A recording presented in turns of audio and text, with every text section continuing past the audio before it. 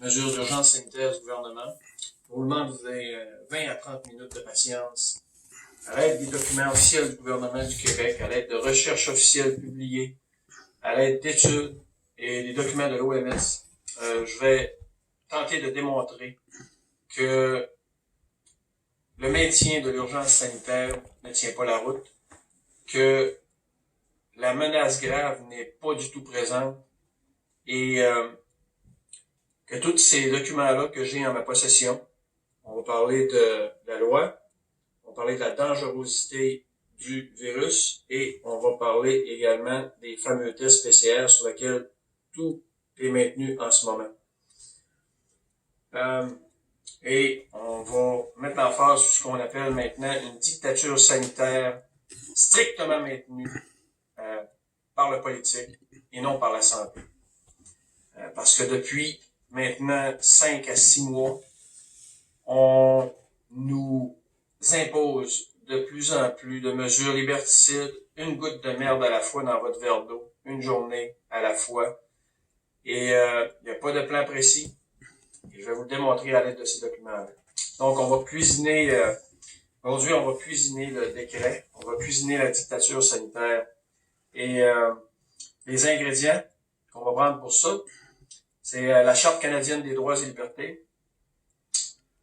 Ou, du moins, si vous voulez faire vos propres recherches, c'est pas long, la Charte canadienne des droits et libertés, c'est 36 articles, c'est pas grand-chose, et c'est important de le savoir dans votre vie, savoir c'est quoi vos droits et libertés.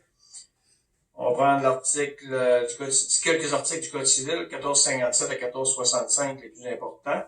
Qu'est-ce que c'est que l'autorité parentale qu'on transfère aux écoles? C'est quoi les responsabilités de chacun? La loi sur la santé publique et la déclaration d'urgence, les articles 118 à 130. Tout ça est relié au décret 811-2020 en ce qui me concerne du mois de juillet, lorsqu'ils ont commencé à imposer le masque. Il y a aussi, je vous inviterai à aller voir la loi sur la protection de la jeunesse, les articles 38 et 39, la DPJ, pour nos enfants, et quoi les responsabilités que les écoles ont de dénoncer quelque chose de pas bien. Et dans un autre clip, on va aller voir l'INSPQ, les publications 669-2972. Vous pèserez suppose au pire aller. Vous allez voir les publications de l'INSPQ, les numéros que vous voyez ici. Ce sont toutes les recherches sur lesquelles le gouvernement en ce moment base les mesures. Et on va utiliser aussi quelques publications de l'OMS, des recherches, des études, de l'ANSES partout, les grosses études qui vont mener aux conclusions que moi j'ai faites. Auparavant, j'aimerais vous inviter à manifester tel que prévu il y a un mois et demi, un mois. Je savais que Legault allait reconfiner encore après le 8 février. Je vais vous faire une autre prédiction. Ils vont vous demander un autre 90 jours. Et si l'importance de prendre ce 20 minutes-là, s'il vous plaît, avec moi ou avec d'autres sonneurs d'alerte, c'est que je vais vous faire ma prédiction, c'est qu'ils vont demander un autre 90 jours. Et si d'ici 6 mois, vous ne faites rien, ça soit la vaccination, le carnet de vaccination, le carnet de santé pour pouvoir voyager. Hier, on a appris que les gens qui revenaient de voyage étaient maintenant obligatoirement sous surveillance policière. Pensez-y, vous revenez de voyage, on vous envoie comme un criminel 14 jours à vos frais, enfermé à quelque part. C'est un camp. Parce que les gens reviennent, ils s'en vont dans un camp. Si vous ne commencez pas à comprendre toute la mise en place d'une dictature sanitaire, c'est ça le mot qu'il faut que vous reteniez, c'est une dictature sanitaire. Si vous ne rentrez pas dans le cadre de des demandes sanitaires, et vous allez être un criminel. Et c'est vers ça qu'on se dirige si vous ne faites rien bientôt. Et si on manifeste pas notre désaccord avec la disproportion de toutes ces mesures-là.